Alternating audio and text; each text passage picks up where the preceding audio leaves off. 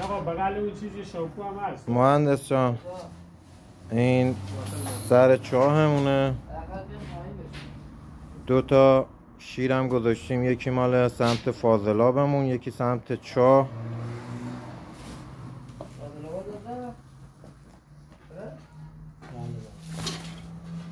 اینم خط اصلیمونه.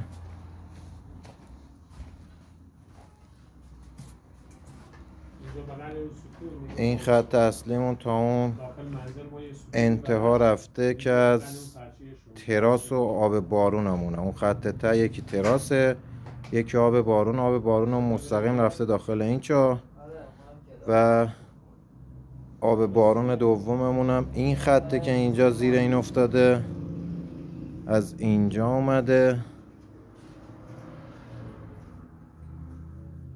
اینم خط آب بارون بعدیمونه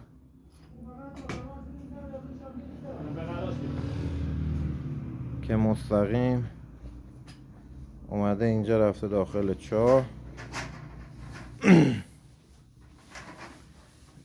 اینم سمت چپی اتصال آشپزخونه‌مونه که بهش وصل کردیم. سمت راستی هم حمام و توالت ایرانی مونه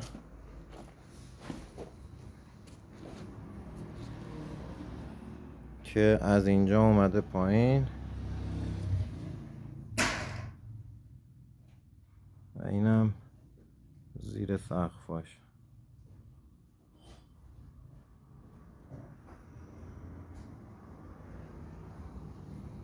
این 2 تا سراح 90 درجه هم اینجا زدیم که استوپر ببندیم توش برای تستمون.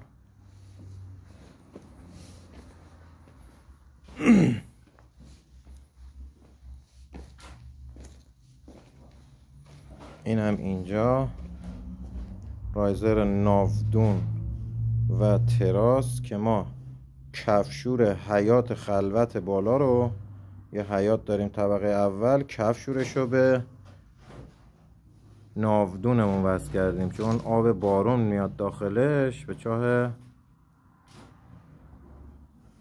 آب بارون وصل کردیم.